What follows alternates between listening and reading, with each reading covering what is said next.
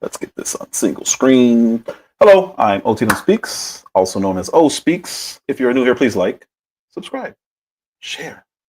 Because I'm not going live as much, I'm not getting the new subscribers. So again, if you can share, that would be amazing. Still on the road to 500. Almost there, man. I've been so close for the last couple of weeks. But again, I'm only going live once a week now. So it kind of alters that. Phoenix Rising, how you doing, young lady? Today, let's get this up first. Bam. Today, I want to talk about some things. So just because I'm not going live doesn't mean I'm not up on all the news.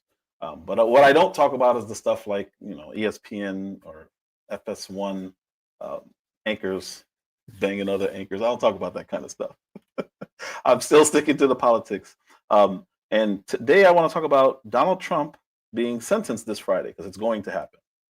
Apparently, Judge Juan Marchand, who in September put a hold on the case. And we all knew once he did that, he was trying to figure out a way to make this go forward. But Trump was convicted of 34 felonies. They never gave the basis for them, and we'll go over that. But he was convicted but never sentenced, which means all the times you hear them say he was a convicted felon, he really isn't. The whole process has to end in order for that to be true. So what this judge appears to be trying to do is make that true. He's a hack.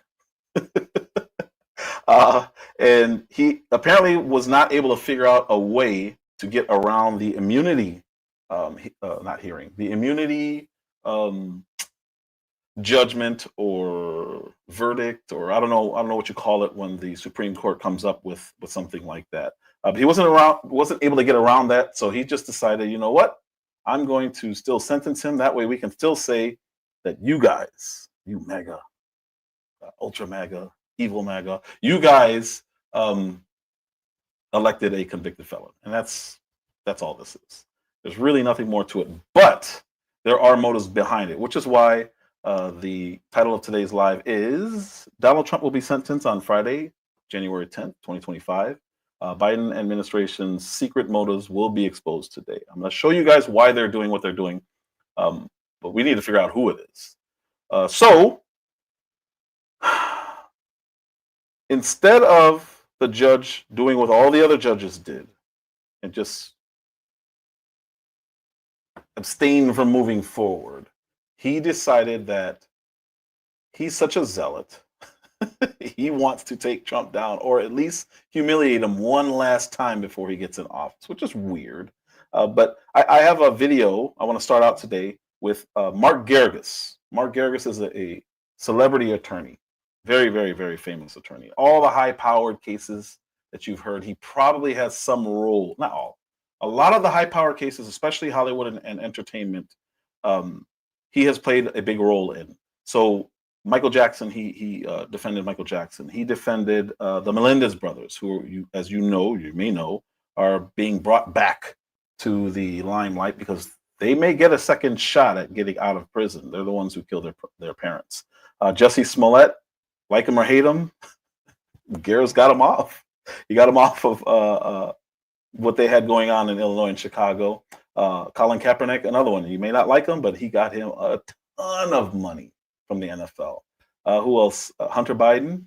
Again, this guy, if you have the money and you're in trouble, pay this guy. He will get you off.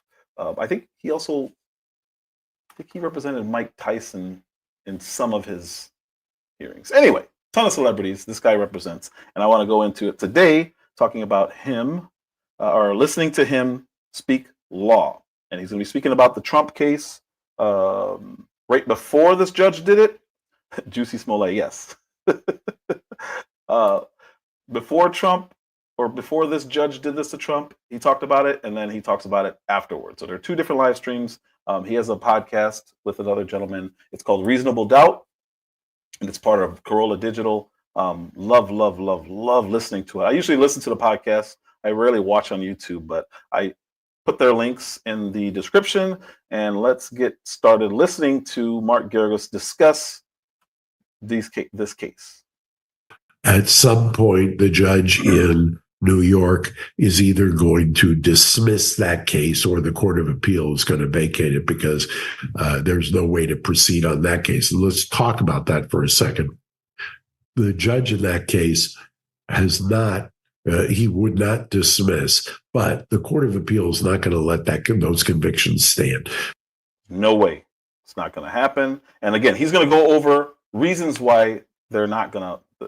As soon as Trump appeals, once it gets to the Court of Appeals, it's going to get washed. And we'll no longer be able to brag about electing a convicted felon, and the left will no longer be able to brag about us being so dumb we elected a convicted felon. So both sides are going to lose on this one. The fact that there was a subsequent ruling from the U.S. Supreme Court that said that the presidential immunity would bars the prosecution or grants you immunity from the criminal prosecution. And the fact that so much of that trial in the state court was premised on presidential actions, presidential conversations. Remember, Hope Hicks was called as a witness in that case. So the reason why that's important, a lot of the evidence that they used in that case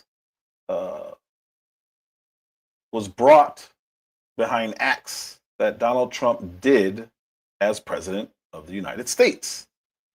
And since the Supreme Court ruled, hey, you guys can't hold him accountable for acts that he did, official acts that he did as president, that's when they sent it back. And for some reason, he's still going to convict, even though the Supreme Court ruled that they can't hold him accountable for those acts, which is why the Court of Appeals is going to overrule it. But again, that's why he brought up Hope Hicks. The fact that this judge, the state court judge, has not done the work and to separate that out or to vacate that conviction, I will make the bold prediction that he will either abandon it somehow or it'll get reversed very quickly on appeal, because that case, and I've said it all along, was an outrage to begin with. I was actually this morning talking to one of the most prominent appellate lawyers around, who will remain nameless, and we were just marveling at what a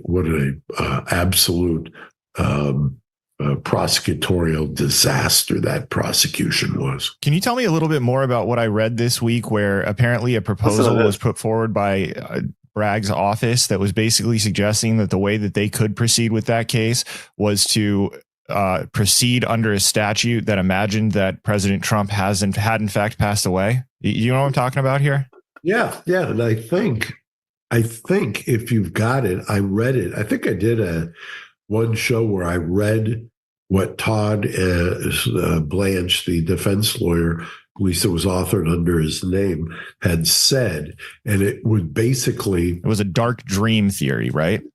Yeah, it was something about that they were asking the court to assume that one of the two assassination attempts was successful. Correct. And based on that's why they should keep it open.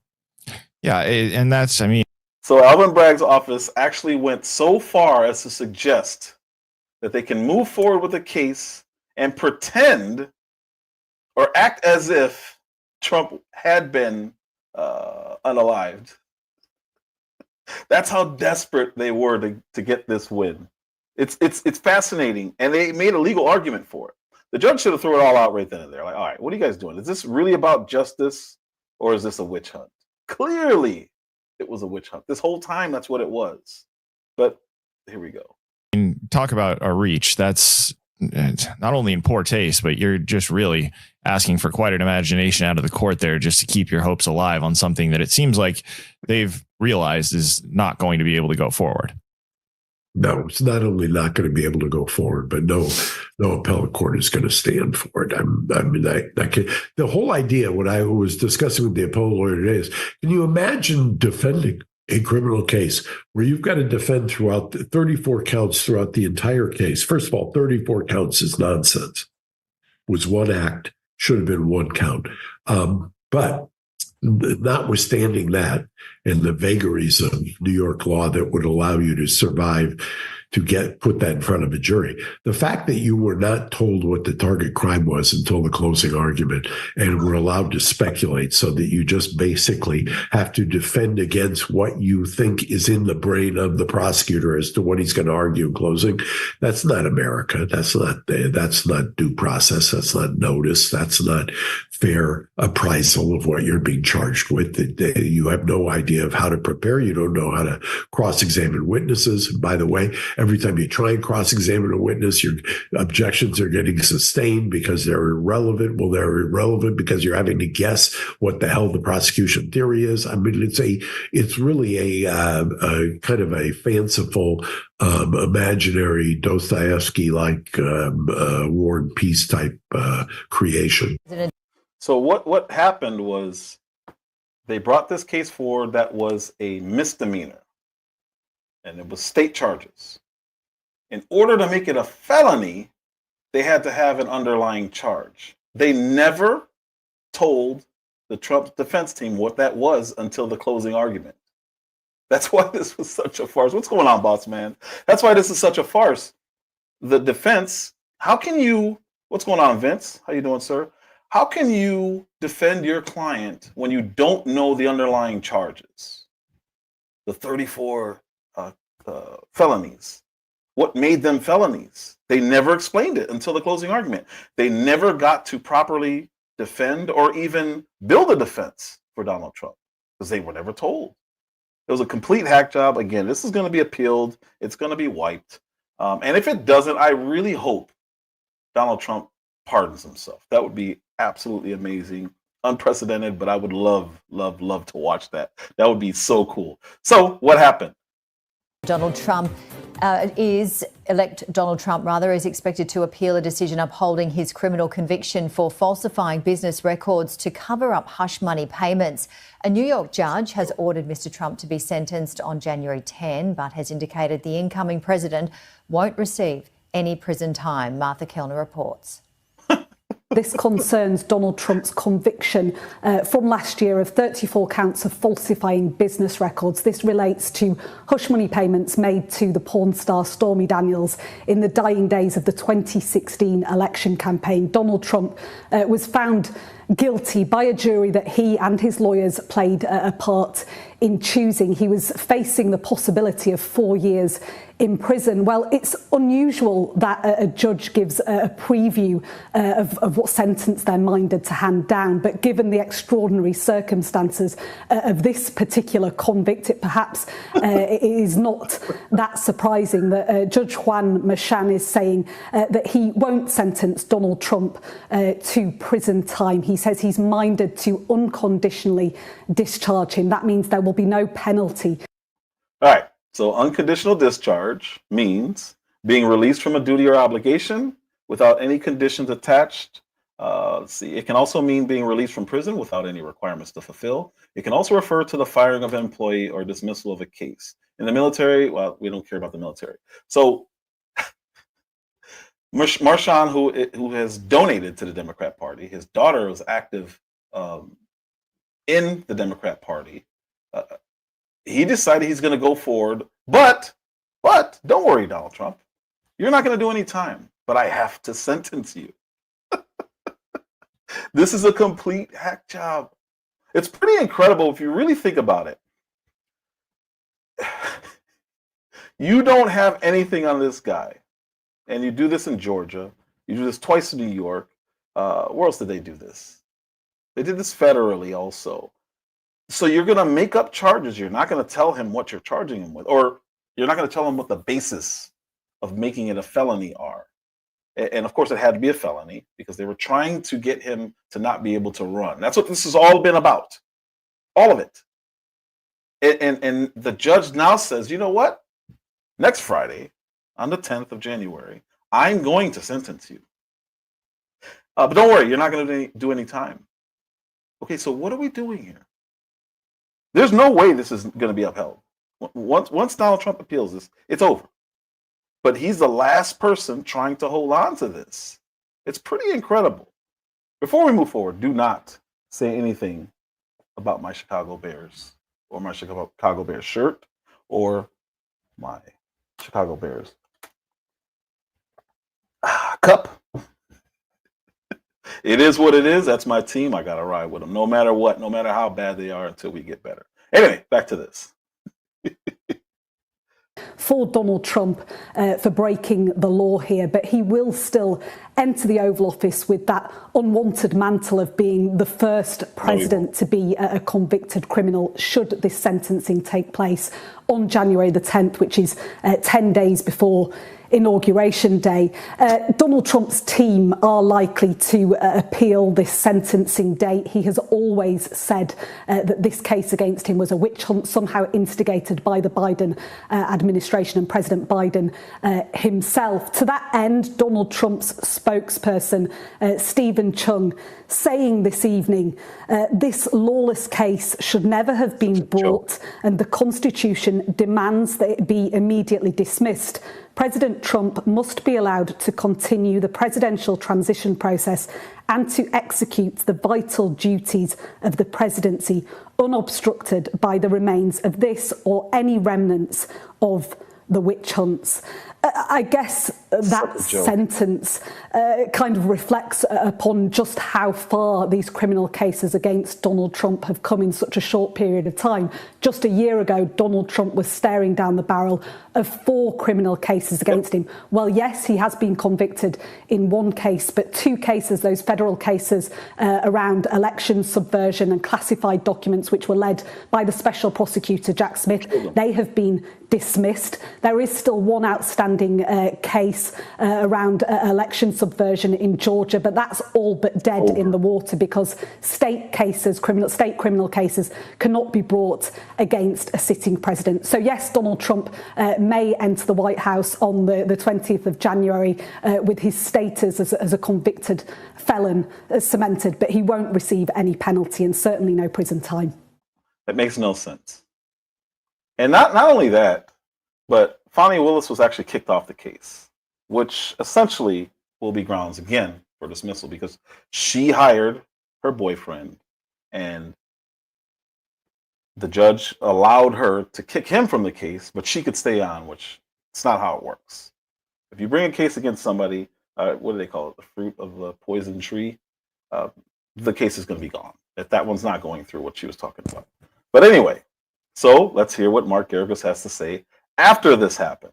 And he has said he has sent a sentencing date of January 10th? 10th, correct. That's this coming Friday. Because prior to the president-elect taking office, and yes, the Bears won, but anyway. His Honor, the Honorable Juan Merchan, has determined that the sanctity of the jury process and the fact that prior to getting sworn in, he is not convicted, and therefore he needs to be sentenced on January 10th. Such a joke. And he's also come out and indicated that although he will be sentencing and going forward with the sentencing, he has pointed out that he will not be sentencing him to any jail time. No, jail time, probation, it's the ultimate kabuki theater. And I invite, if you're a lawyer, even if you're not a lawyer, read the 18-page order. Gary should do a hyperlink to it if you can. Sure, I'll have it in the description on YouTube. So go, if you're not watching us on YouTube, please, by all means, youtube.com/reasonable doubt podcast. Subscribe so that you can see all the videos. And this has become a multimedia show, so I encourage people to watch on YouTube. But if you want to see the filing that Mark is referring to, it will be in the YouTube description of this video. And I follow them on multiple platforms, Spotify, I think it's just Apple Podcasts. I follow him here on YouTube, and I put the links to these 2 videos in there. Excellent, excellent, excellent. What's going on, Mike Nice? Excellent analysis. All legal things, because this dude, I'm telling you, he's a legend. This guy's a legend when it comes to defense law, and this is what he does. So every time there's a case going on, I listen to him, and I listen to Dershowitz, Alan Dershowitz. You listen to those 2 guys, and you're going to get a pretty good idea of what's going on, especially because they're both really liberal. So if they say something that's in favor of Trump, it's not because there's any bias, because neither of them really care for him. Neither of them like him. Neither of them voted for him. They both said they wouldn't vote for him. So if they're giving you good legal analysis and saying that these cases are BS, it's a very credible source. What is the footnote, Gary? You may have it there. There is a footnote that is, I think, instructive for any lawyer, because the trial judge here, who is a Supreme Court judge, but in Supreme Court in New York is the trial level judge, not the highest level judge. He drops a footnote in there in which the footnote is, I think, on the first page, Gary. Oh, the first page. Sorry, that'll be up here. Let's go down and see. He drops a footnote that I may keep going down. Let's see. It talks about the Clayton motion. There we go. This court recognizes that the lawyering by both the prosecution and the defense has been exceptional and spirited throughout the entirety of this case. It is clear that the people have prosecuted this matter to the best of their abilities, and the defense has represented their client zealously. There have, however, been instances where in written submissions, counsel has come dangerously close to crossing the line of zealous representation and the professional advocacy one would expect from members of the bar and officers of the court of the court, and this court has at times made counsel aware of its observations and concerns. Now, however, counsel has resorted to language, indeed rhetoric that has no place. No place in legal proceedings. For example, I can't even restrain myself. Countless times in their motion to dismiss, counsel accuses the prosecution and the court of engaging in unlawful and unconstitutional conduct. These words, by definition, mean criminally punishable, and he cites Black's Law Dictionary. This is so, you want to talk about who's gone over the line here. The idea of saying that using unlawful or unconstitutional. So I don't know if there's ever been a legal proceeding where one side didn't accuse the other side of something being unconstitutional and then citing why they think it's unconstitutional. This judge said that there's grounds, or they crossed the line by saying things that were happening in that courtroom were unconstitutional. I don't know, like maybe switching a misdemeanor over to a felony without giving the underlying crime that makes it a felony until your closing arguments. I don't see why there's a problem with saying, this is unconstitutional, and then citing precedent as to why it's unconstitutional. This is what Mark Geragos is saying. He's like, it's unbelievable that he actually put that in his own findings. The judge wrote, he's been writing this in September. Makes criminally punishable and has crossed the line from zealous advocacy to a rhetoric, and then he later invokes Chief Justice Roberts as saying that this is the intimidation of judges that has threatened the third branch of government. This is really, to my mind, over the top. This whole order is over the top. The idea that, first of all, he goes through a whole analysis that there is no such thing as presidential elect or president-elect immunity, and then says and that's why he wants to sentence on the 10th of January, because if he waits 10 days, then there is presidential immunity, and he's frustrated in his effort to get this thing done. This is really, I thought before, the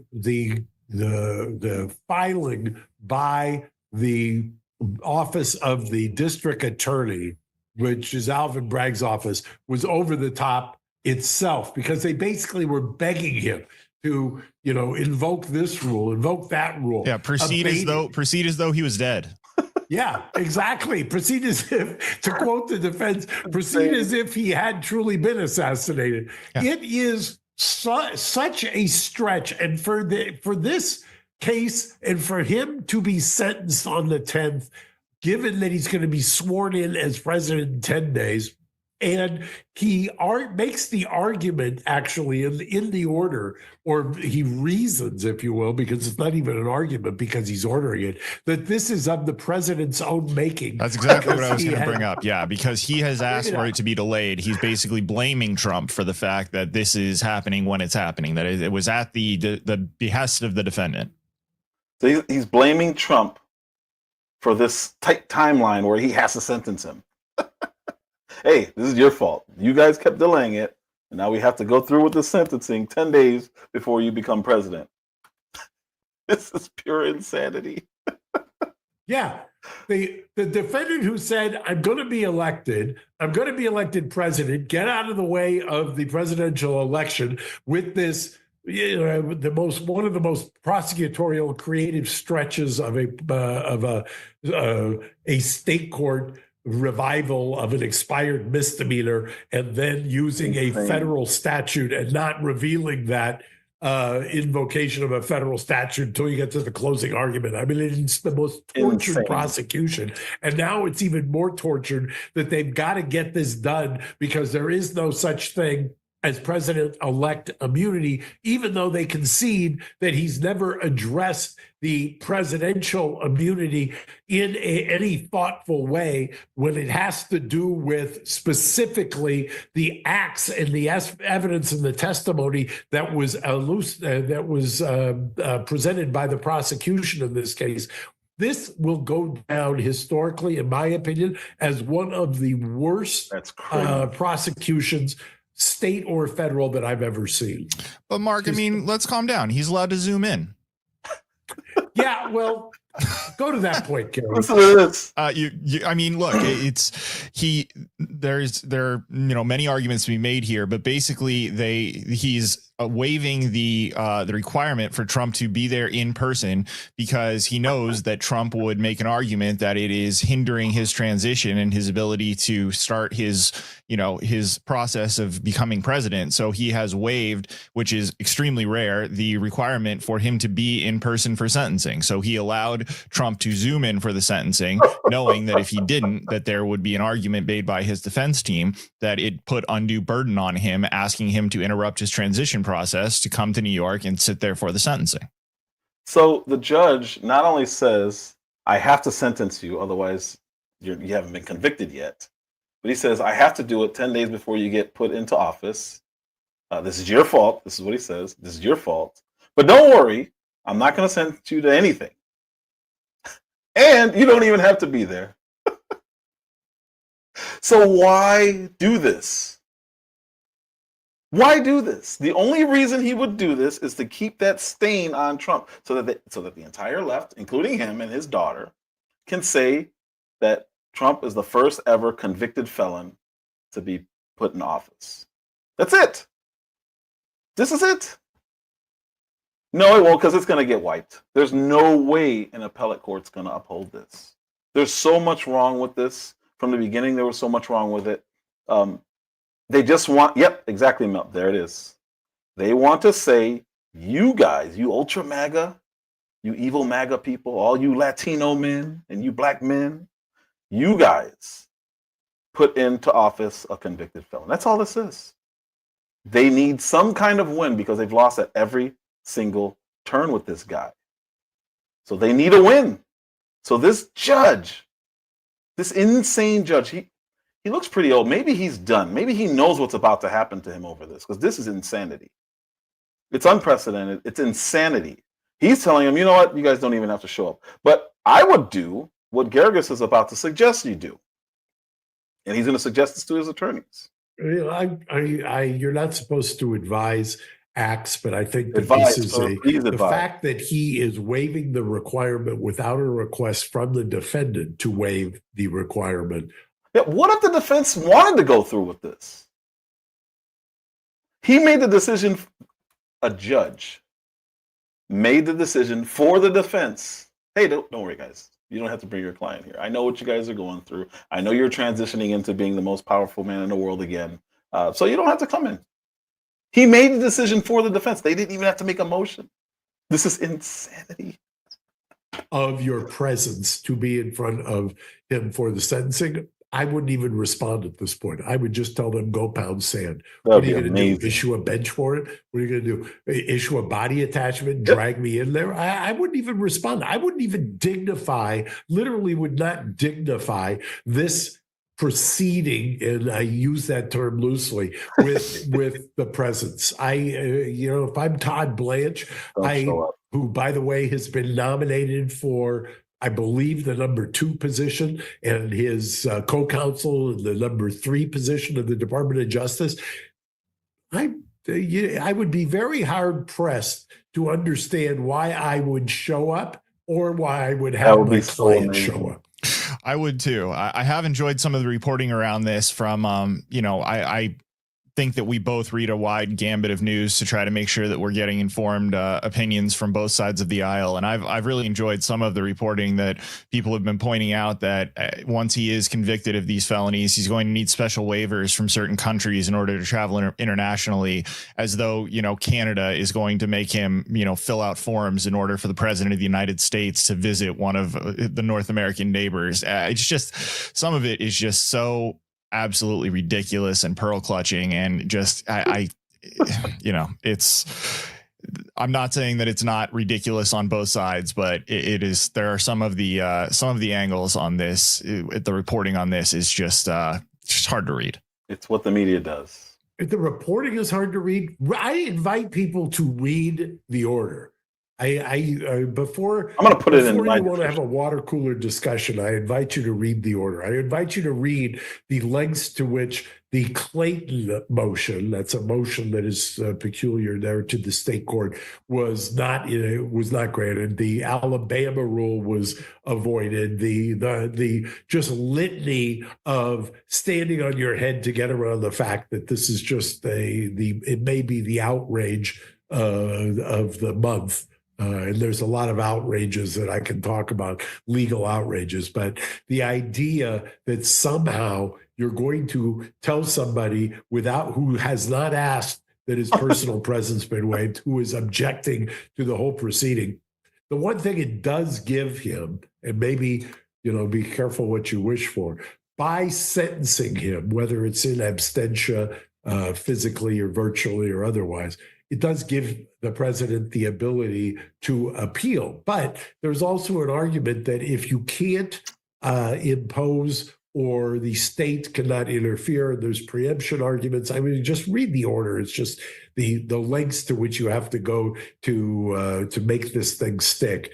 The idea that this is going to give some finality, the only thing it's going to give finality to is the ability to take this up on appeal and have it reversed, which it should be summarily. Well, it's also going to prevent you from saying he's not a convicted felon. So maybe they're doing it to stick it to you. Ding, ding, ding, ding. Because I keep saying he's not a convicted felon until he's sentenced, and now here's the judge embracing that I can't make him a convicted felon unless I sentence him. Maybe it's Judge Mershon with a burner account who's always complaining about my eyes on YouTube. You never know. It could be. It could be. Or, a close relative or somebody else. I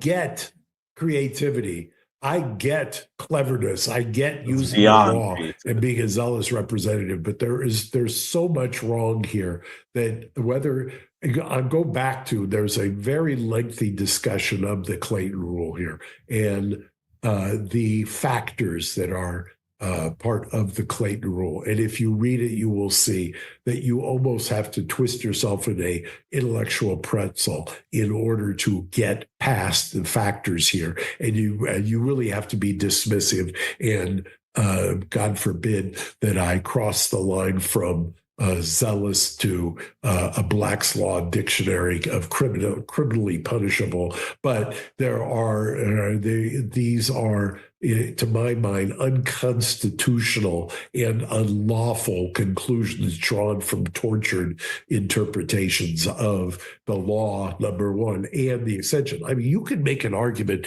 He spends quite a bit of time talking about This the would be fact interesting. that there is no such thing as president-elect immunity. You know, I could make the argument very forcefully, and I'm sure that Todd Blanche did, that the president, if you've got presidential immunity, president-elect immunity should be even a stronger barrier to the process or to the immunity. It should be part of the conundrum, because the idea that is now settled that you can't go after a president once sworn, the fact that the people have elected somebody to be sworn in 10 days after the date you've set for sentencing, and you're going to interfere with that. It's insane. Literally 4 days after January 6th. I mean, the kind of ironies of all of this are not lost. By the way, happy January 6th, everybody. Before I get to this, Phoenix Rising, they don't care about that part. The ability to say he's the first ever convicted felon elected as president is in the history books. That's what they want. They need to smear him in any way possible. They need a win. So it's not really about that. It's not really about us. It's about trying to taint his career as a president, as a politician, short-lived as it was. He did a phenomenal job, and I'm very confident in this upcoming 4 years he's going to do a phenomenal job also. So it's not really about the people. They don't care about what we think. We wouldn't have voted him in the way we did if we cared about that. But the history books, 50 years from now, they're not going to know that. They're just going to know, oh wow, a convicted felon got put in office. That's crazy. What must have been going on during those times? That's what they care about. But before I even play this. Oh yeah, I put on all my social media. Happy January 6th day, everybody. That made him mad. That definitely made him mad. So why is all this important? And what is this really about? Underlying, besides what I just said, from the political side, what is this about? Because that's the judicial side. That's what Judge Marchand wanted to do. He wanted that win, right? So I don't know if you guys know this. Have you guys heard about the Wall Street Journal report that came out about Joe Biden and his mental capacity or decline? Has anybody heard about that? So that's where we're going with this right now. Because there was a huge Wall Street Journal story, and this is something I've been saying since 2020. Essentially coming out saying, yeah, this guy, he's not there. He's not all there. And we knew this, but it was never official. See, there you go, Mike Nice. So that's why I'm here. I like to show people things that they may not have heard. Or if they heard it, I want to give my opinion on it. Because it's usually deeper than it appears to be. So the Wall Street Journal came out with a report, and this is the findings. You guys are about to trip. If you haven't heard about this, you're about to be like, you got to be kidding me. After all this time, there needs to be a real House and Senate investigation into this, because this is wild. Well, House, and then they pass it to the Senate. But listen to this. President Biden was out and about today visiting a children's hospital with First Lady Dr. Jill. The rare public outing seen as an attempt to reassure the nation after a bombshell Wall Street Journal report claimed his staff has been concealing his cognitive decline right from the start of his presidency. Now, people on the right have been saying this the whole time. By the way, everybody, I lean to the right. This is where I'm coming from. I'm not being neutral here at all. I've been saying since then, when they were hiding him in the basement and bringing him out to his little 5 to 10 people crowds wearing a mask, that he was declined. And he did not know what was going on, and he was being led here, led there, falling, as you can see on the screen right there. There's a report, Wall Street Journal. They interviewed 50 people from within the Biden administration, and they said that they have been concealing this since 2020. Now, if you were to ask me if I can think of a bigger crime in the history of this country that wasn't, obviously ending in unaliving people, politically, this is the worst case of corruption I've ever heard of.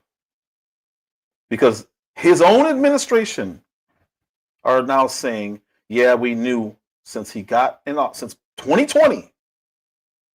So before he even got in office, we knew he wasn't all there. Listen to these details, because you're about to say, you got to be kidding me. Who's been running my country? That's what this is all going to come down to. So you hear about we're going to prosecute him. He's the first this. Trump is the first that. No.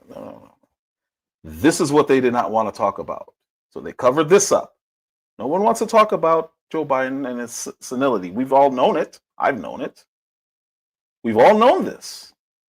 So why right now do we come up and we got to sentence Trump? We have to. You have to sentence Trump. Okay, well, this is it. According to the Journal, there were limits over who Biden spoke with and what they said to him.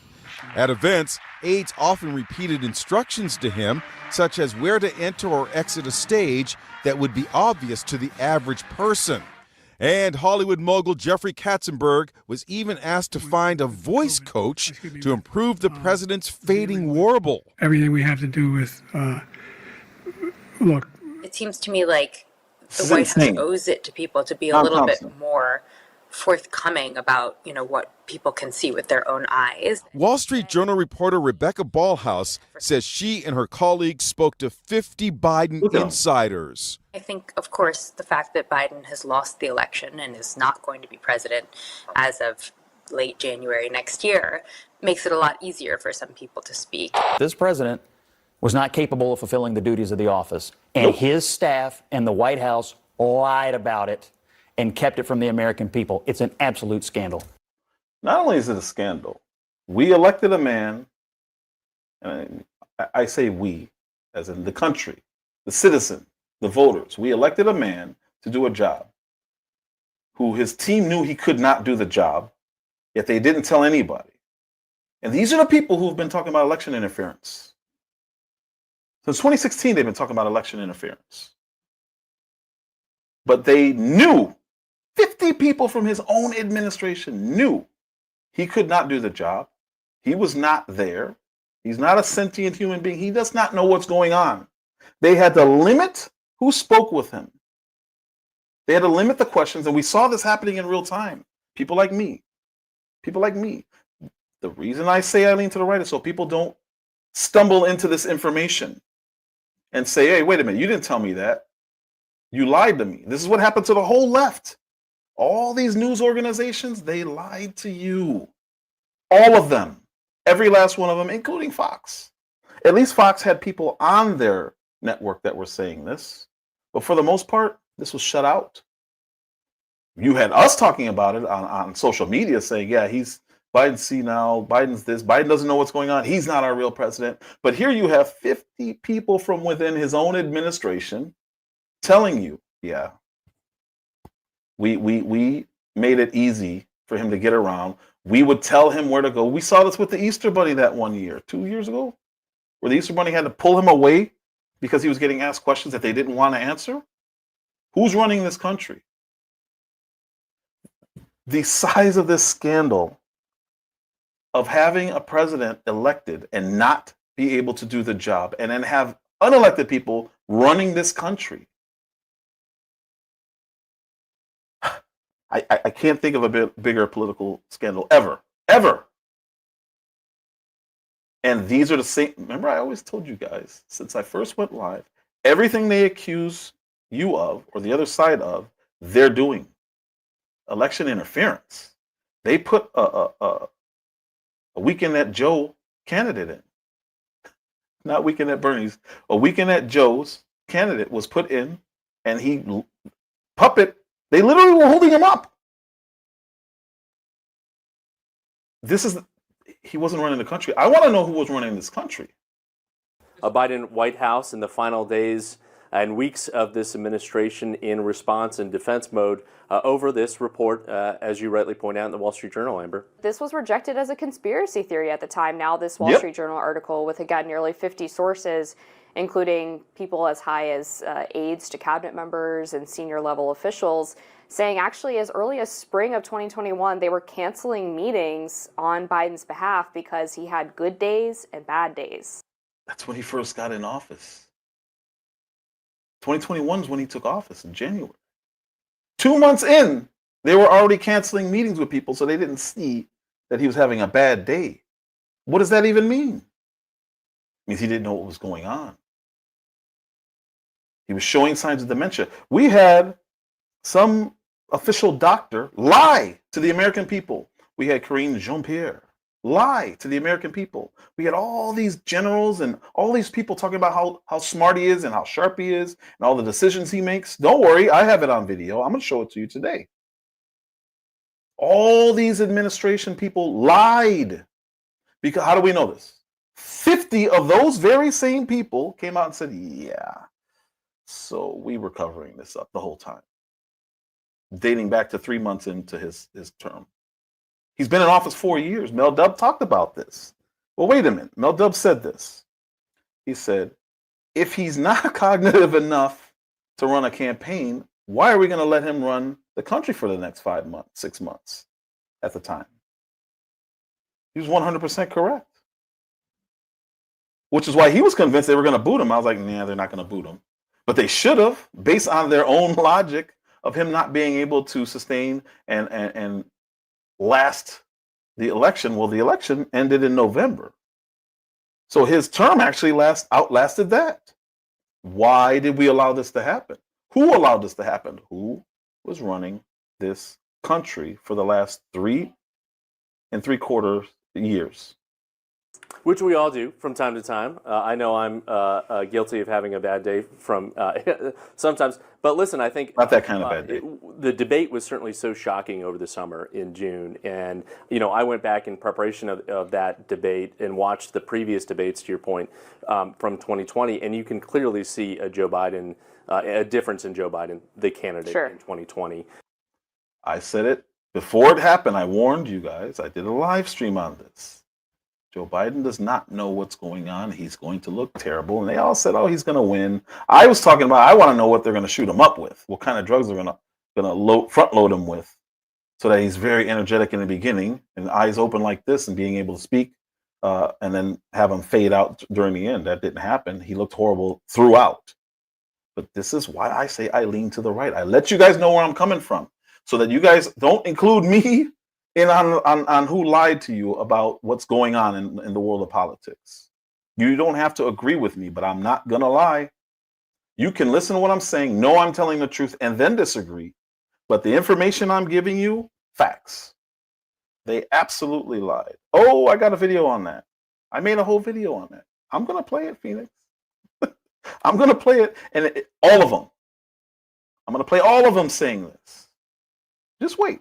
Just wait and see. Who ran a great campaign, got the most number of votes of any presidential candidate in history in that 2020 election, taking the fight to incumbent President Trump. But certainly there is obviously a difference that we've seen over the past several years with the president. Now, as Andrew Bates points out, with that condition and that situation, he still accomplished a great deal of many legislative priorities for this country in his hands.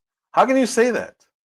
How can you say he wasn't all there and he was being led by unknown officials, appointees, not even elected officials, and say he achieved all these things? He achieved this.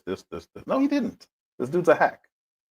Handing a country in pretty good shape to the president-elect. We can debate about that in terms of separate things debate. like that. But certainly, this reporting on the record with the number of aides and former aides is really putting the Biden White House on its heels. Yeah, and the problem with Andrew Bates' statement is even if you accept the premise that Biden had all of these legislative victories and he's handing off the country in great shape, which we obviously disagree on, how much of that, though, was actually Biden and how much of it was this senior staff surrounding him?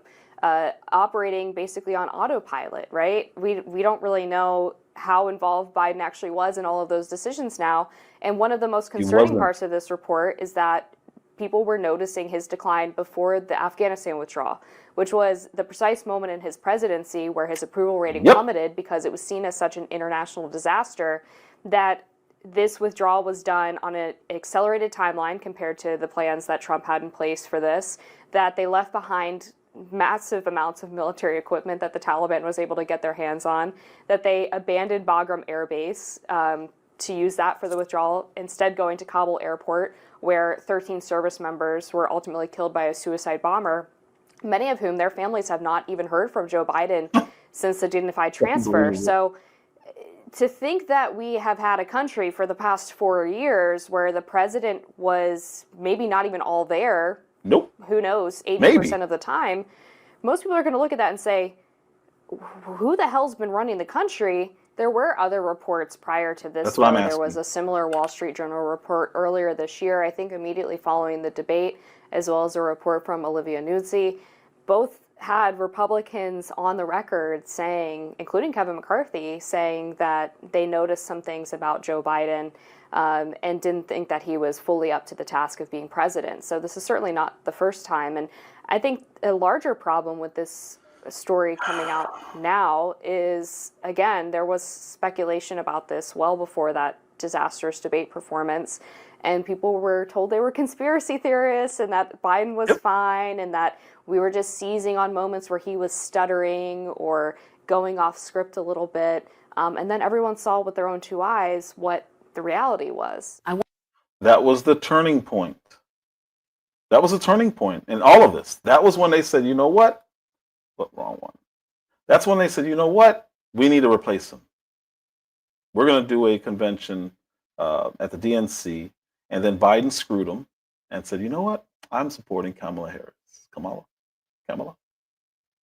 And that ruined everything because he said openly a dozen times, at least, I'm running. I can do this. But they knew he couldn't since before he got in office. So him, his wife, his son, who were attending meetings for God knows what. Nobody knows why they were attending meetings. Why would Joe Biden be in any kind of debriefing? There's no reason for it.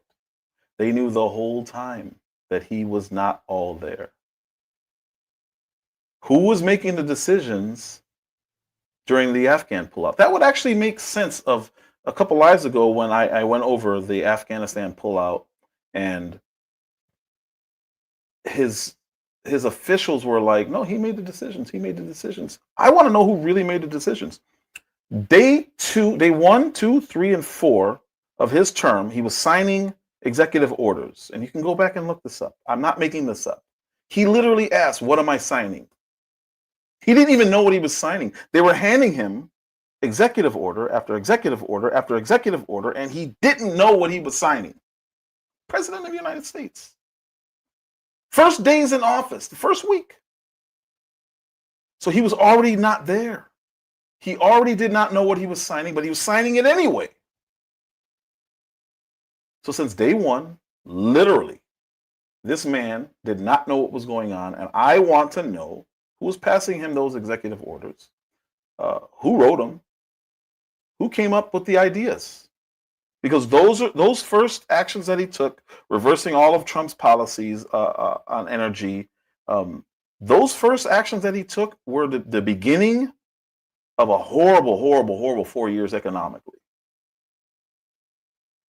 He destroyed oil and gas. They had to literally stop until he was leaving, until they knew for sure he was leaving, to start producing again. I need to know who was doing this.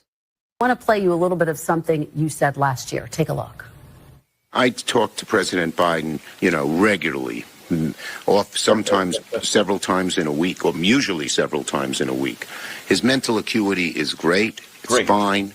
It's as good as it's been over the years. All this right-wing propaganda that his mental acuity has declined is wrong.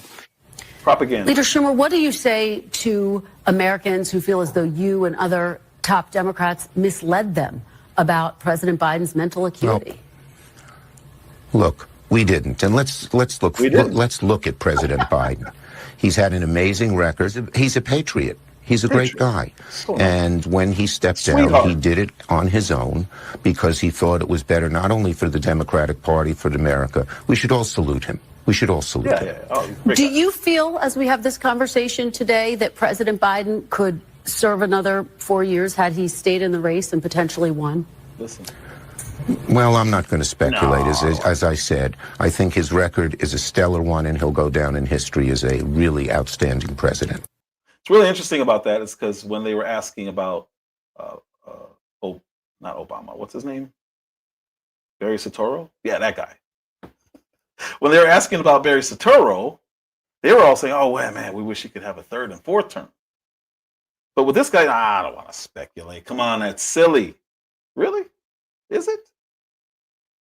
I was very surprised that when you asked the question about mental acuity, he didn't more forcefully push back. The question on the table is the president all the way there? And the answer is unequivocally yes. Democrats in November to try to tell the American people something they could see with their own eyes wasn't true. But it's not true that the president doesn't have the mental acuity.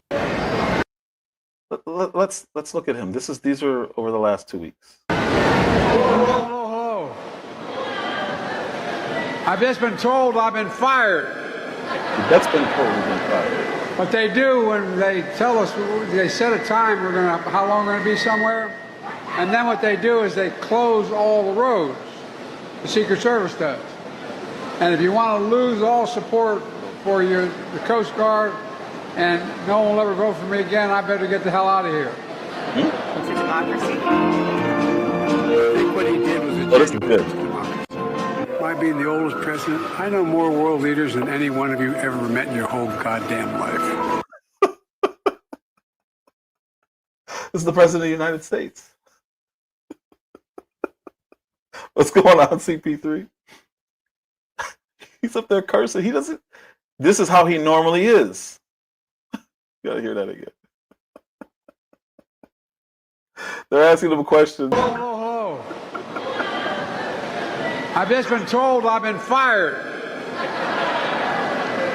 What they do when they tell us, they set a time, how long we're going to be somewhere, and then what they do is they close all the roads. The Secret Service does. And if you want to lose all support for the Coast Guard, and no one will ever vote for me again, I better get the hell out of here. It's a democracy. I think what he did was a genuine democracy. By being the oldest president, I know more world leaders than any one of you ever met in your whole goddamn life. So, oh, this guy. So, the media, you heard her, I forgot her name already, the MSNBC chick say, no, he's fully there, he's all there. We didn't mislead you, American people. This is why they lost so many viewers. From the minute he walked off that debate stage, they started bleeding viewers. Everyone's like, oh, you guys lied to us. Then when they lost, woo, they were like 40 and 50% drops in viewership. Because again, they lied to them. So I did this video back in June. I want you guys to watch this. This is June. Share screen compilation. This is in my compilations. Share. Let's make this one big. Bam. This is in June. Biden has vision. He has knowledge. He has a strategic thinker. This is a very sharp president. He is sharp. He's really he's sharp. on top of things. President Biden is strong. He exercises. He rides his bike. He's sharp mentally. He's pretty sharp. He's got a very good grasp of the issues. He is sharp, intensely probing, and detail-oriented and focused.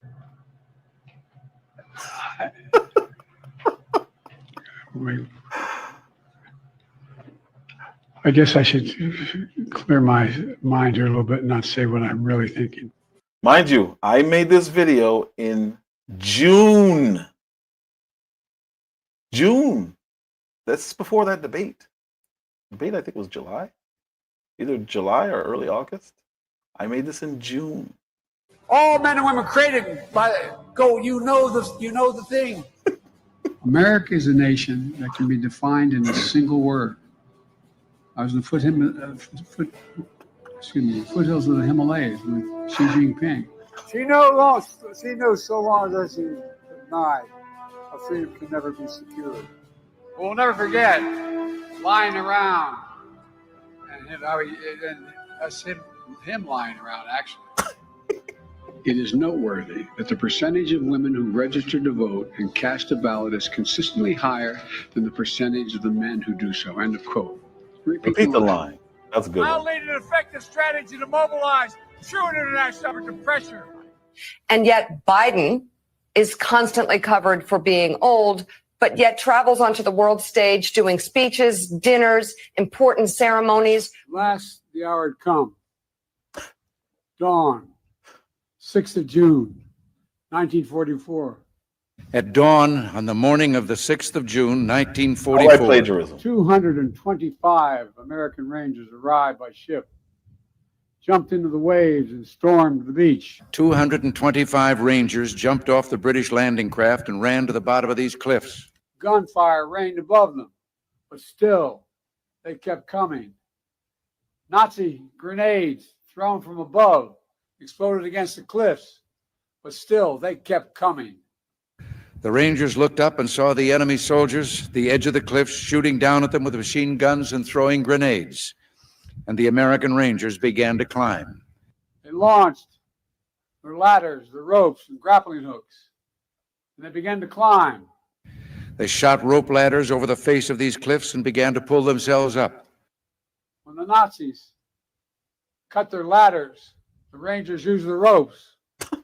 When the Nazis cut their ropes, the Rangers used their hands. When one Ranger fell, another would take his place. When one rope was cut, a Ranger would grab another and begin his climb again. Ceremonies recognizing. So again, how you doing, Miss Akimi? Miss Angie, nice to meet you. Hello, hello, hello. Thank you for stopping by. So when I'm laughing, I'm not laughing at him or his condition. I'm laughing at the absurdity of this right here. What you're seeing, you're probably seeing it right about here on your screen. Right about here on your screen, of the media pretending what they're watching is normal.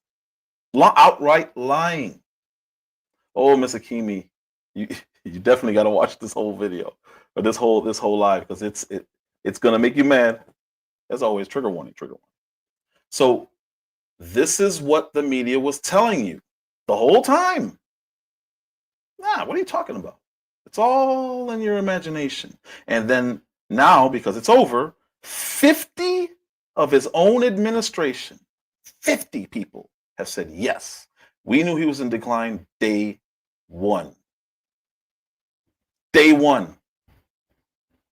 That's what, so when you see me laughing, it's more like, you got to be kidding me laugh. It's not a ha ha ha, he's old laugh. It's a, I want to know who's been running this country since his campaign, because he was being guided around before he ever made it into office, before that election in 2020. We knew he was out of there. We knew it.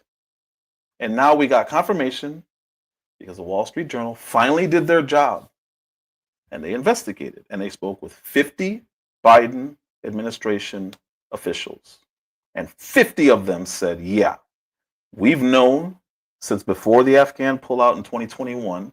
We stopped allowing him to talk to different people. We essentially force-fed the journalists that we needed to speak to him to answer questions. We knew he had good days and he had bad days. And they even saw that guy. Yeah, I've had bad days. No. Not bad days where you can't speak. So you had people like me the whole time saying, this is not good. This is not good. I was making these videos. This is June. I have a lot of videos going back long before.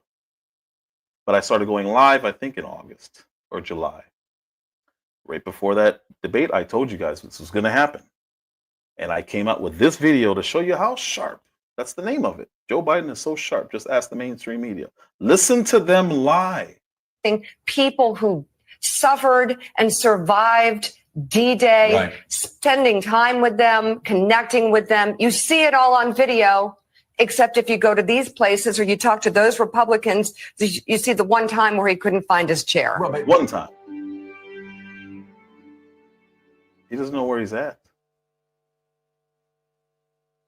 Distinguished guests, please welcome the Honorable Lloyd J. Austin. Well, but even Or that it's was a doctored. lie. It's disinformation. It's doctored. This is where we are right now. So it's lies versus the truth. It really is. And Don't believe your lying ears and eyes. The left wants you to know that Biden is sharp, brilliant, and a great leader. That was in June. They've been lying this whole time. Breaking news, a long-awaited report has just been released about President Biden's handling.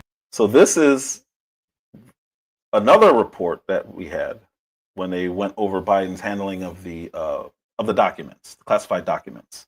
We knew back then, which was the year before, he wasn't there. How do we know? Let's listen to the report, because we didn't get enough coverage of this after this happened.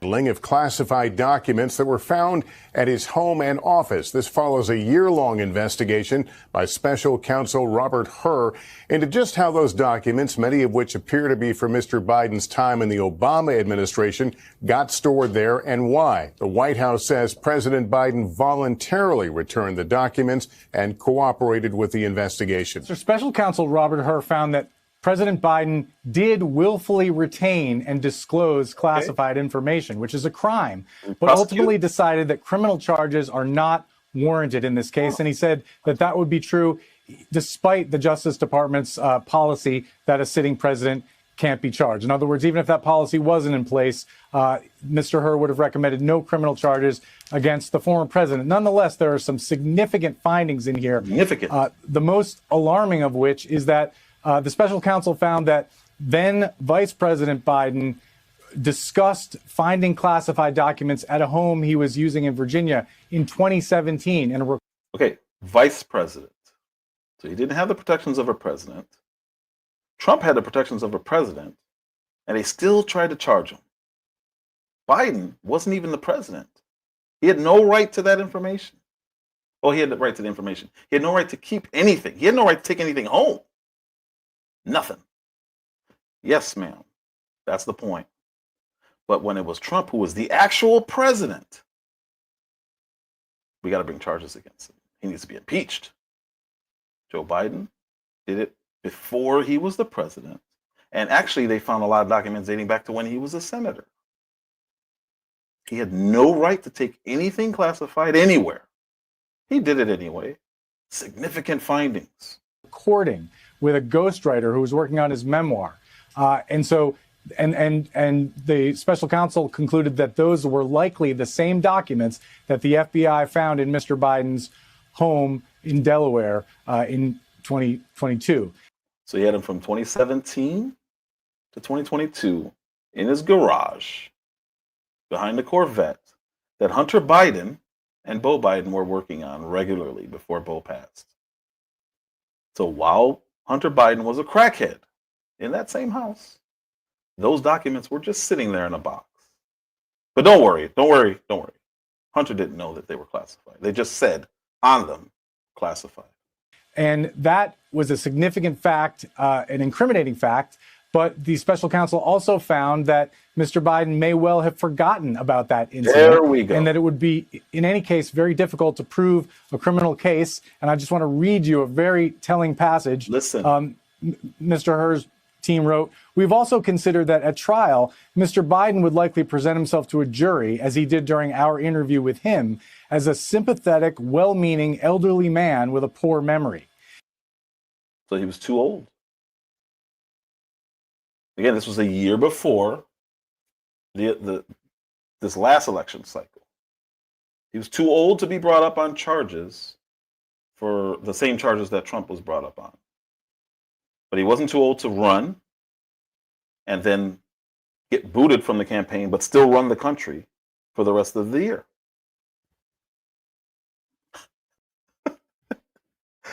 He was too old to stand a trial, but he was not too old to run the entire country and a campaign until they saw it, till we saw it. They knew it the whole time. 50 of his own people said, we knew it the whole time. That's how I know they knew it the whole time. And he said that based on our direct interactions and observations of him, he is someone for whom many jurors will want to identify reasonable doubt. So in other words, they found that while Mr. Biden did willfully retain this classified information, it's unlikely they could win a conviction, and it wouldn't even be in the interest of justice. And the report says he wanted to preserve the record of his arguments, except that those were highly classified at some of the highest levels of the government. And so he kept those documents. The report says he also kept a series of notebooks that mingled personal, everyday, diary-like observations with highly classified material. And the report makes clear that these actions, in the view of the special counsel, presented a serious risk to national security. Serious risk to national security. Absolutely the same Hunter Biden, his son. So if you're not cognitive enough to stand trial, why are you allowed to just pardon anybody you want for periods of time in which you conveniently they committed all these crimes? They can't hold him accountable. It's pretty insane. If you really think about it, I want to know who's running the country. That's all I want to know. I want to know who's making these calls. But even more, let's take it another step up. Donald Trump is to be in office two weeks from now. Just under 2 weeks. And somebody seems to be making weird decisions. And maybe you know about these decisions. I doubt it. Nobody covers this stuff. That's why I'm here. What kind of decisions are we talking about? Crucial win for America. That's what President-elect Trump is calling a ruling that blocks the Biden administration from selling border wall materials. In a Truth Social post, the president-elect said the judge also ordered an investigation into how those materials were even put up for sale. News Nation's Xavier Walton has more from Dallas this morning. And Xavier, I think that's the question, right? I think a lot of people are wondering how these border materials can even be sold in the first place. Why did this even have to be taken to court? Donald Trump obtained materials to build the wall. Then he left office. Joe Biden began selling those materials away. Why? Why? The president and Congress allocated money to buy these materials. They have the materials, and somebody in this administration, because it's not Biden, they admitted it. Somebody decided we're not going to do what Congress allocated this money for. What we're going to do is we're going to sell it for pennies on the dollar. Why? To me, this seems like sabotage. Because now that they're leaving office, they had to take the federal government to court. I think it was Texas, maybe Arizona. A couple states took the federal government to court to get them to stop selling pieces of the wall that they could use to finish the wall. Does this make any sense to you? Oh, I got CP3, I'm almost there. This is sabotage, in my opinion. Why are they selling pieces of something that we paid for pennies on the dollar? Who has the right to do that? This wasn't put through Congress. Congress has the power of the purse. They decide. They made a decision, and somebody, we don't know who it is because it's not Joe Biden, it's not an elected official because it wasn't put through Congress. Somebody is selling pieces of the wall. What are we doing here? That's my money. I want to know why you would buy something. And I remember back then, oh, it's too expensive. That wall doesn't work. It's too expensive. It's so expensive. Okay, we got billions of dollars worth of materials sitting along the border still, and you guys are just starting to sell them? Does that make any sense to anybody in here? you find? Hey, Mark, I guess you could say, anything can be bought and sold online, or at least Not you my thought it stuff. could until this. I mean, you got to remember this too. Texas, the state of Texas has said it is going to help the Trump administration coming in any way, shape, or form possible when it comes to these mass deportation efforts starting day one. This is one of those ways, right? But let's get to a statement from a Texas Attorney General, Ken Paxton. He is calling this a success, saying in part, we have successfully blocked the Biden administration from disposing of any further border wall materials before President Trump takes office on January 20. The Biden administration agreeing to an order from the courts preventing his administration from selling any further border wall materials over the next 30 days. For context, you know what? This back and forth really has over border wall materials has been going on for years. In 2023, Congress ordered the Department of Defense to sell remaining border wall materials. Some materials went to border states like, say, Arizona, federal agencies as well.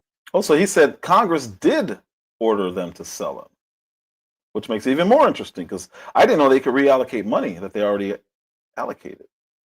Well, Texas officials say, others were sold to a private auction company, Gw.stgdesigns. You're seeing this video here. But for pennies on the dollar, that's something President-elect Donald Trump obviously talked about. Fast forward to this December, just a couple of weeks ago, Paxton filed a motion to stop the Biden administration from selling any more border wall material. Following the court's decision, the Biden administration agreed to stop for the next 30 days. So Texas Lieutenant Governor Dan Patrick, he has been all over this, posting on X, saying in part, this is a huge win for Donald Trump and Texas. The border wall that Joe Biden was attempting to auction off for pennies on the dollar in secret has been stopped. Meantime, President-elect Trump reportedly expected to issue an executive order freeing up funds to restart building the border wall again. So now we have to use our tax dollars again to rebuy the parts that they sold and then some so we can finish our wall. And Ms. Angie says the U.S. and Britain are being duped by our governments. We have to sit and watch as they rip us off and leave us open to terrorism. Absolutely. Absolutely. I'm not. Oh, we had, I assume you're over the pond. We had a guy here who's perfectly normal, served in our military, and this all of a sudden, MK Ultra, all of a sudden, he's driving through and unaliving people in New Orleans. There's videos of this guy being perfectly normal. I think he was a motivational speaker. And somehow a switch gets hit, and now he's a terrorist with an ISIS flag. I don't believe any of this stuff. I may do videos on it. I don't believe any of this stuff. None of it. The guy renting the car, the Tesla, I don't believe any of this stuff. That's why I haven't done anything on it. I don't believe any of it. I don't believe any of it. It's if you know what MK Ultra is, if you don't know what it is, look it up. It's never been discontinued. That's all I'm going to say about that. But I don't believe any of this stuff. Now, I'm not saying I don't believe it happened. I know it happened. I don't believe it's what they're saying it is. I believe that conveniently, some random ISIS guy, right before Trump gets in office, decides he's going to run over 15 people or 30 people and unalive 14 or 15 people. Oddly, we've been talking about starting back up going to war with Iran. See? Yeah, okay. Potentially on day one when he is back in office, January 20th. All right. Here's another thing. This is why I think we're being sabotaged. Energy has been our issue since Biden got in office. Day one. Those are some of the first executive orders that he did. So now what do we have here? Biden permanently bans offshore drilling in 625 million acres of ocean, making Trump reversal very difficult. So he's putting a halt to our ability to do offshore drilling. Why now? You got a week and a half? And now you're taking these actions? I want to know who's doing this. It's not him. He's not there. They're sabotaging. So far, they've sabotaged our border, and now they're sabotaging our energy. I want to know who they is. 50 Biden administration officials have said it's not him. He's not running this country. He hasn't been since spring of 2021. Who is making these decisions? That's what I want to know. We need to know this. Coming in, I need our Department of Defense. I need the FBI. I need the CIA. I need all of them to report what's been going on these last 4 years, because we don't know. We have no idea what's going on.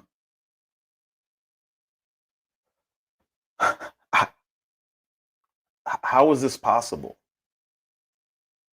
That on their way out within the last few days, literally the last few days, they are sabotaging the next incoming administration just so they can say, ha ha, we told you he's going to fail. Yeah, well, 625 million acres you just banned from us being able to do offshore drilling? Based on what? This was January, that's today, January 6th. You're going to damage our energy capabilities, and you're going to damage our ability to build a wall that you know will work. You know how I know it. You know how I know you know it'll work? Because right after January 6th of 2021, you guys built walls around the Capitol. Why'd you do that if they don't work? I need to know who's making these decisions. I really need to know who's making these decisions. Here's another decision. The U.S. is sending nearly $6 billion in additional military and budget aid to Ukraine. President Biden announced $2.5 billion in security assistance. He's making a last-minute push here to help Ukraine gain footing against Russia before President-elect Donald Trump takes office. Why? Why?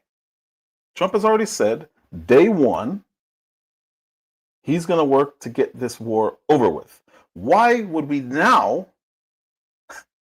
This is within the last 2 weeks. Why would we now give Ukraine more money to fight when the goal is supposed to be stop them from fighting? Trump said, I'm going to end this war. I'm going to end all those wars. And I'm going to negotiate. So what does Biden do? Well, not Biden. Somebody, what does this person, this Oz, this Wizard of Oz that nobody knows who it is behind the curtain, why would you give? And to be fair, Congress had to sign off on this. Why? Well, the Democrats on their way out, they need wins. $6 billion more. This brings us to around between 660 and 670 billion dollars. Or sorry. 260 and 270 billion dollars we've given to this war. And 6 of it comes after Trump has announced several times, I'm going to end this war within the first week. They're trying to go out blazing. They go out blazing. I want to know who they is. This is insane. These are our tax dollars being wasted, right? We bought those pieces for the wall. Sell them. It's not ours. It's not our money. It's not our money. Sell them. And I'm sitting here like, no, that's my money. I want to keep that. This guy's only in office for 4 years. At the worst, 8 years. Why would you sell pieces to my my home? This is the fence around my home. I go on vacation and I come back and you're selling the fence. You don't have the right to do that. I paid for it already. And then we ban offshore drilling. And now we're giving money to Ukraine.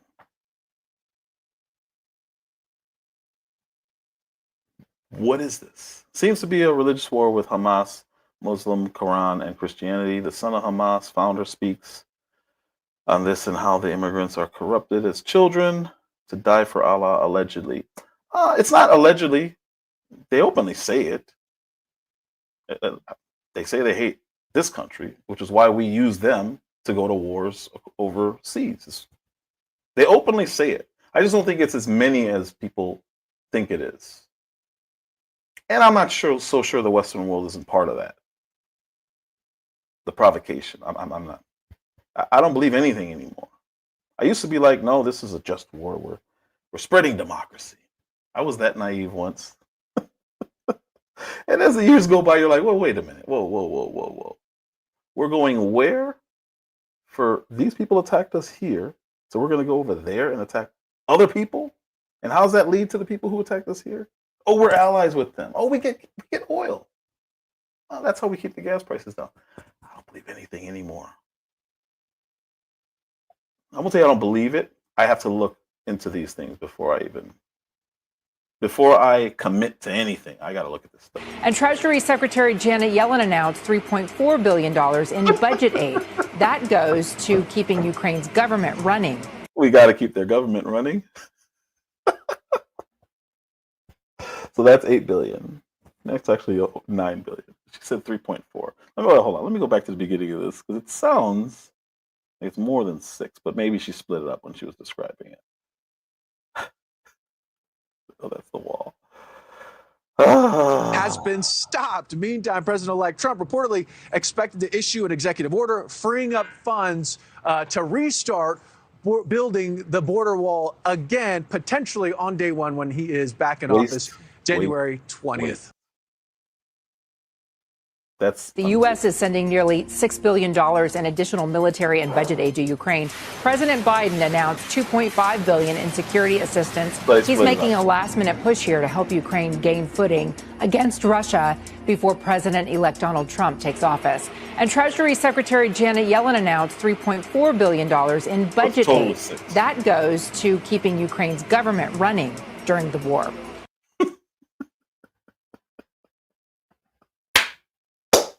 We got to keep Ukraine's government running. Our government almost shut down a month ago. So part of that budget to keep our government open was sent to Ukraine to keep their government running. What do you guys think of this? Anybody want to talk? Because that's pretty much all I got today. I have more, but it's separate issues. If anybody would like to talk about this.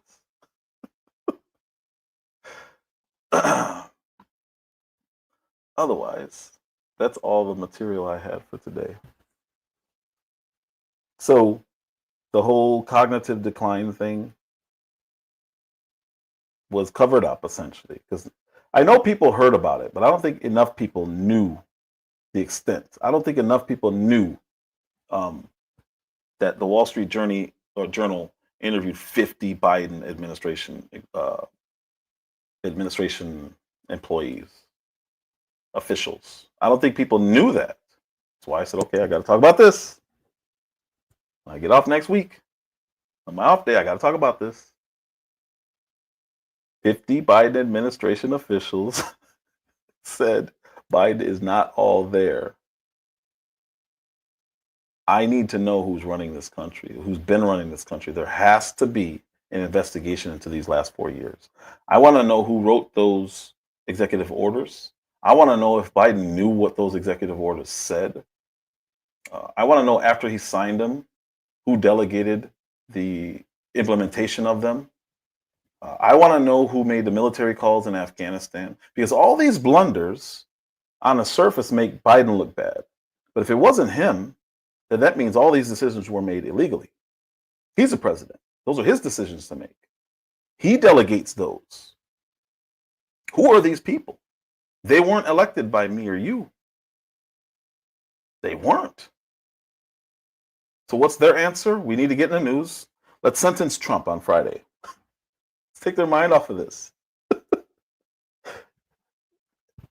It's unbelievable. It's beyond corruption. This is destruction. This is not this is not corruption. I mean, it's corrupt, but they're trying to destroy the ability of the next president coming in to get these things done. Why would you sell the pieces the parts to the wall that he needs to use when everyone knows he's been saying he's going to build a wall this entire time. He's going to finish the wall. He built the first part of the wall in his first term. He has openly said, I'm going to finish the wall. So what do? Start selling the wall. Immediately. Like, we need to sell this. Well, we'll wait until January 6th, by the way. And we'll just start selling the pieces to the wall. They've been doing it for a while, like he said, but let's ramp it up right now and get those pieces gone. And then let's stop them from being able to make our gas prices cheaper and our energy prices decrease. We don't want that. Nobody wants that. That's not what we voted for, right? With gas prices and energy prices being too high, so goes everything. The cost of transport, everything goes up. That's why our food costs are so high. That's why inflation is what it is. Everything goes up. Because how do you transport all this food? By ship? Okay, well, what do those run on?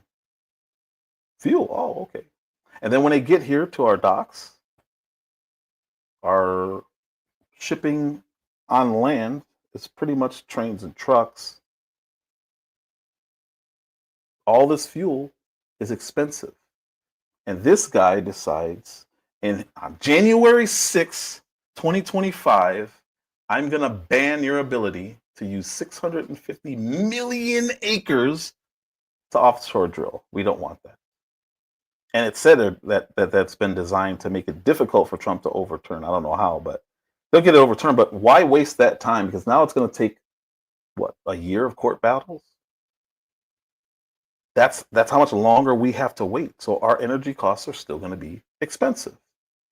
And it's just to screw over the oil companies. Why would you want to do that now? I don't understand it. And then, of course, Ukraine. Good old Ukraine.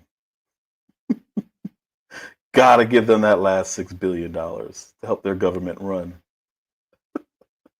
Since nobody's coming up, I will share with the content creators links who are in here, and everyone else, they're still in my description. But Miss Akimi was in here. Please visit Miss Akimi's channel. Phenomenal content creator.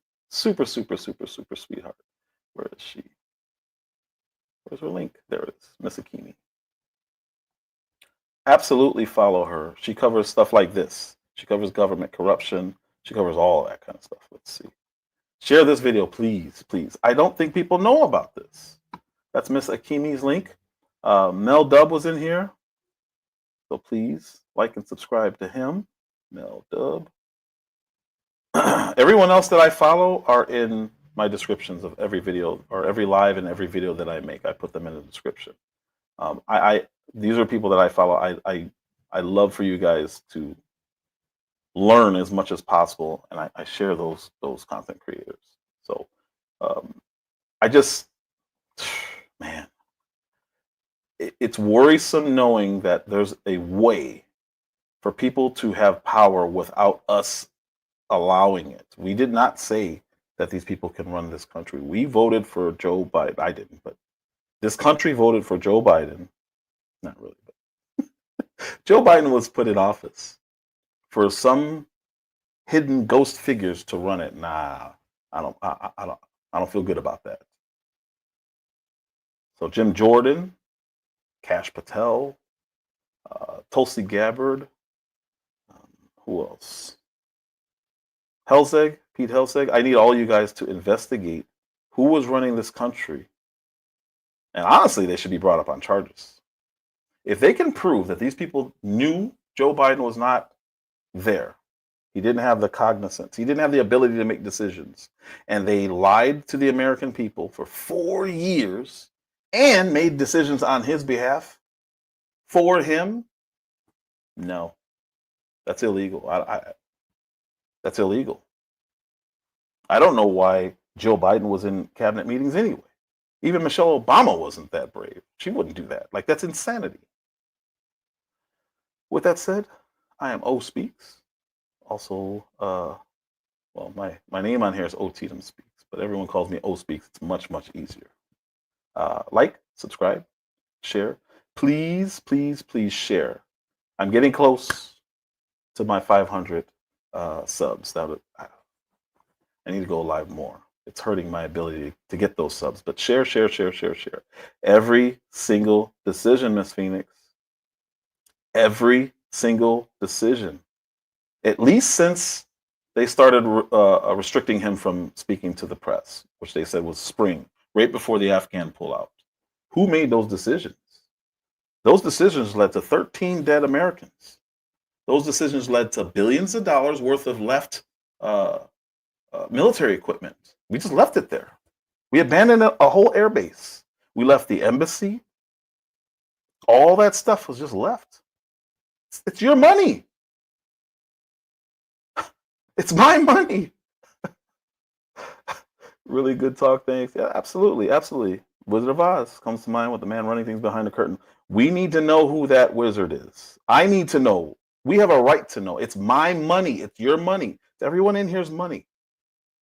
And even Angie, if you're not from here, doesn't matter. Even if you're over in UK, where are you from? Where are you from?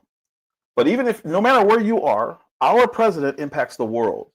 We voted in a guy, and we had, I don't know who, making decisions for him. That's not legal. That's unconstitutional. And we have to find out who these people were. And we have to do our own investigation. The House needs to investigate this seriously. Not this show. I don't care about the show. I don't care about the antics. I don't want to see the congressional hearings. I want a definitive. Oh, Scotland, awesome, very cool, very cool. I want definitive answers as to what happened, when they knew he was not there. I need that doctor, whoever that doctor was, who said, "Oh yeah, he's great. He's in tip-top shape." I don't know how he can keep his medical license. I want everyone who lied to the American people on national television. There's got to be some kind of charges. There has to be. You can't. I showed you guys a video of military officials saying, "Oh no, he's sharp." Oh, one of those people was Alejandro Mayorkas. One of those people were. Hold on, because it's so insane. One of those people was Nancy Pelosi, who was the Speaker of the House. How did we let that happen? Hold on, let me go back to that. Because how is it possible that these people knew something was wrong but did nothing about it? And not only did they do nothing about it, they lied. Where is the compilation? What did I say it was? I want to bring it back up because I don't understand that. There it is. I don't understand that to the point where I want to watch it again, because there's no way all these people were mistaken. There is no way these people were mistaken. They knew his condition and they lied. They had to have. These people had to lie. Biden has vision, he has knowledge, he has a strategic thinker. This is a very sharp president. Impossible. He is sharp.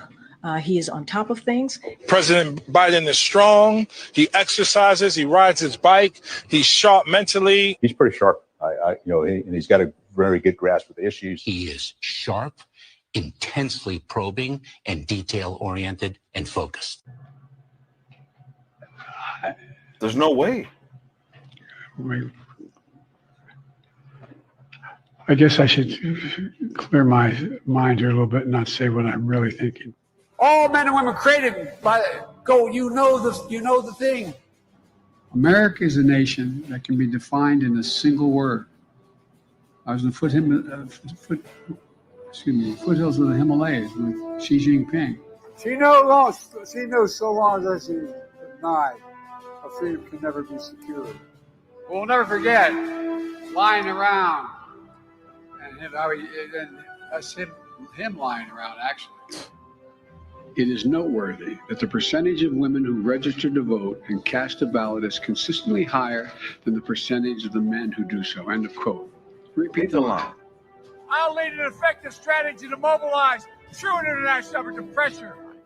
And yet Biden is constantly covered for being old, but yet travels onto the world stage doing speeches, dinners, important ceremonies. Last, the hour had come. Dawn, 6th of June, 1944. At dawn on the morning of the 6th of June, 1944, 225 American Rangers arrived by ship, jumped into the waves and stormed the beach. 225 Rangers jumped off the British landing craft and ran to the bottom of these cliffs. Gunfire rained above them, but still, they kept coming. Who gave him this speech? Grenades thrown from above, exploded against the cliff. Who gave him this speech? Still, they kept coming. He's literally plagiarizing a president from our lifetime. Who gave him that speech? That's what I want to know. Who gave him this speech? They allowed him to go up and do this because they knew he was not there. Rope ladders over the face of these cliffs and began to pull themselves up. When the Nazis cut their ladders, the Rangers used the ropes. When the Nazis cut their ropes, the Rangers used their hands. When one Ranger fell, another would take his place. When one rope was cut, a Ranger would grab another and begin his climb again. Ceremonies recognizing people who suffered and survived D-Day, Right. spending time with them, connecting with them. You see it all on video, except if you go to these places or you talk to those Republicans, you see the one time where he couldn't find his chair. Well, but Couldn't find his chair. Couldn't find his chair. There's no chair anywhere near him. There is no chair. It's not about what you couldn't find. It's not there. that was a lie. It's disinformation. It's doctrine. This is where we are right now. It's lies versus the truth. It really is. And anyway, again, it's so outrageous. Yeah, we lie to our employer, we can get fired. I fired a lot of people for lying because most companies have ethical standards that are in the employee handbook. Yeah, the chair just disappeared. He couldn't find it. There was no chair to find. There was no chair to find. Again, on OSpeaks, please share this. I appreciate all of you. Phoenix Rising, Mike Nice, CP3, Angie, Miss Angie, welcome. Let's see who else was in here. Mel Dub, Miss Akimi, thank you. Mike Levin, appreciate you as always, sir. Thank you. Maybe everyone. Say Phoenix Rising again. Yeah, that's everybody. John Thompson. Sorry. John Thompson for sure. Let's see. Boss Man, appreciate you as well. Thank you guys all. If you guys need any merch, like if you're a content creator and you want to create merch, there's a gentleman named Gw. And this is the stuff that he does. Support a black business. And he's really good at what he does. Support Gw, and then he can support you and your channel. This is his Instagram if you want to get a hold of him. Those are all the things that he does. So tumblers, mugs, custom apparel, t-shirts, embroidery. This is his IG. Hit him up there. Say, hey, I want a shirt. Can you make me a Chicago Bears shirt? No? You sure? You don't want one? All right. That's my team. But yeah, hit him up. It's kind of a depressing story, but it's very, very, very, very, very, very, very important. All right. Well, with that said, what am I going to listen to? I'm going to do Outkast. I always love leaving to Outkast. So with that said, thank you guys so much again. Share. Please share. Appreciate you all, and